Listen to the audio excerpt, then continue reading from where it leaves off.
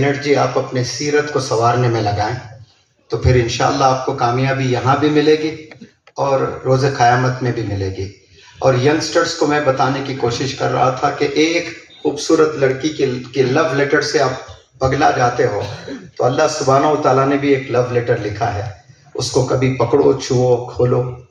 اور علماء حضرات کے خدمات میں رہ کر اس قرآن مجید کے بڑی خوبصورت آیتیں ہیں، وہ سمجھنے کی ہم اگر کوشش کرتے ہیں انشاءاللہ تو ہم گناہوں سے بچیں گے۔ اور بہت سے ایسی گناہیں ہیں، اس کے علاوہ غلطیاں بھی ہم لوگ کرتے ہیں، اور ینگسٹرز بالخصوص میں میسیج دینا چاہتا ہوں اس پلیٹ فارم سے۔ مجھے یہاں آئے ہوئے 2 دن ہوئے ہیں، اور 2 دن میں میں کچھ حضرات سے ملاقات کیا، اور مجھے یہ پتہ چلا ہے کہ جموں اینڈ کشمیر میں قریب 125 کروڑ لوگ رہتے ہیں، اور مولانا حذیفہ صاحب کے علم میں بھی لے آنا چاہتا ہوں، ان 125 کروڑ میں 13 لاکھ نوجوان بچے ڈرگز میں ملوث ہیں، اور یہ 13 لاکھ بہت کم وقت میں آپ کو کوئی آرٹیکل میں دکھ جائے گا کہ 25 لاکھ ہو چکے ہیں۔ یہ ذمہ داری پیرنٹس کی بھی ہے، ٹیچرز کی بھی ہے، سکولز کے مینجمنٹ کی بھی ہے، اور مدارس کے ذمہ داران کی بھی ہے، علماء حضرات کی بھی ہے، اور جمعے کے جو خطیب ہے ان کی بھی ہے، اور ایک بہت بڑی ذمہ داری این جی اوز کی بھی ہے، اور اس سے بڑی ذمہ داری گورنمنٹ افیشلز کی ہے۔ ایز اے ٹیم ہم لوگ مل کر اس مہم پر اس میں کام نہیں کرتے ہیں تو ایک بہت بڑا طبقہ نکمہ ہونے والا ہے، اور وہی طبقہ نکمہ نہیں ہوگا، اس سے آنے والی جنریشنز نکمہ ہونے والی ہے، جنریشنز آفٹر جنریشنز، کیونکہ ان کے لیے کوئی رول ماڈل نہیں ہوگا۔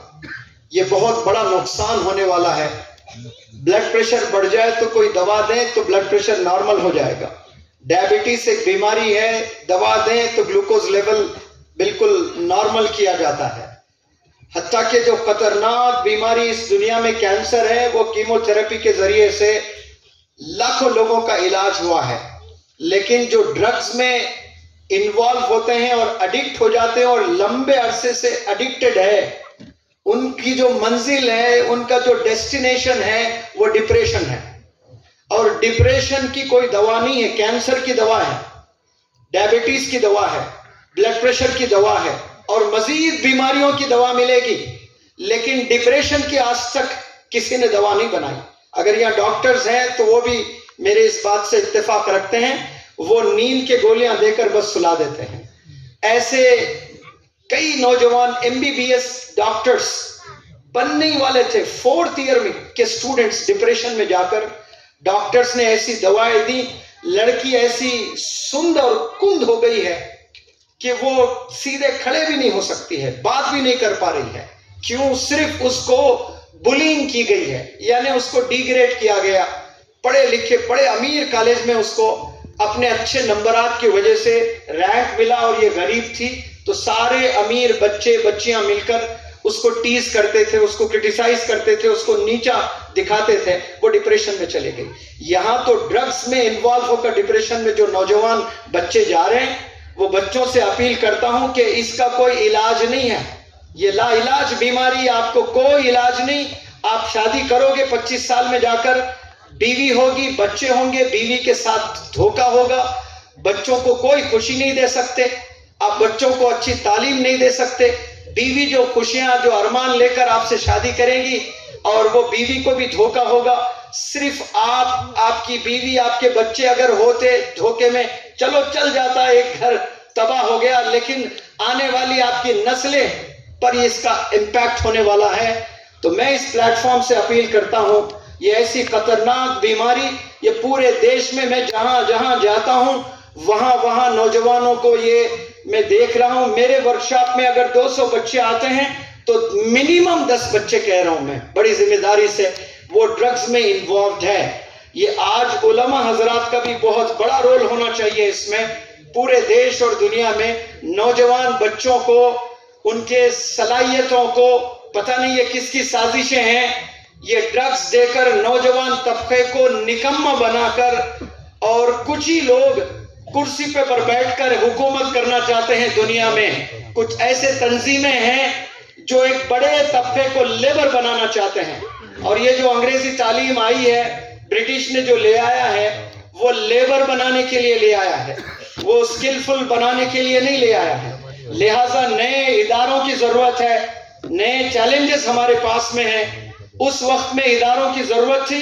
علماء حضرات نے خوب اپنے محنتوں سے ادارے قائم کیے، جس کی وجہ سے ماشاءاللہ ہمارے سینوں میں قرآن آیا ہے. اب نیا چیلنج ہے، اور نئے چیلنجز کو سمجھتے ہوئے ہم نے نئے قدم بنانے ہیں، نئے قدم آگے بڑھانے ہیں. اور اس میں میں سمجھتا ہوں آپ کے والد محترم مولانا غلام صاحب وستانوی، آپ اس دیش کے ہی نہیں، پہلے میں دیش کے کہا کرتا تھا، اس دیش کے پہلے عالم دین ہیں جو میڈیکل کالج قائم کیے ہیں. 200-300 کروڑ کا خرچہ آتا ہے، آسان نہیں ہوتا ہے. لیکن اب میں سمجھتا ہوں کہ دیش نہیں بلکہ اس پورے ایشیا میں، اور ایشیا نہیں پورے ورلڈ میں، یہ پہلے عالم دین ہو سکتے ہیں جہاں تک میرا علم ہے جو میڈیکل کالج قائم کیے ہیں ماشاءاللہ.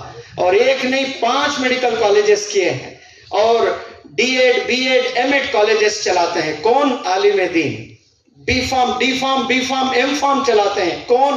عالم دین. پھر پورے دیش میں سب سے بڑا مدرسہ، سب سے زیادہ طالب علم کہاں ہیں؟ آپ کے مدرسے میں ہیں. کون ہے عالم دین جو ماڈرن ایجوکیشن کو لے کر چل رہے ہیں؟ آپ کے ابا حضور. عقل کنواں کبھی جانا ہوتا ہے، جنگل ہے، کچھ نہیں ہے جنگل کے علاوہ. سڑک کے اس پار سارے ماڈرن ایجوکیشن انسٹیٹیوٹس، اور سڑک کے اس پار سارے مدارس اور سارے بہترین مدرسے کے انسٹیٹیوٹس ہیں.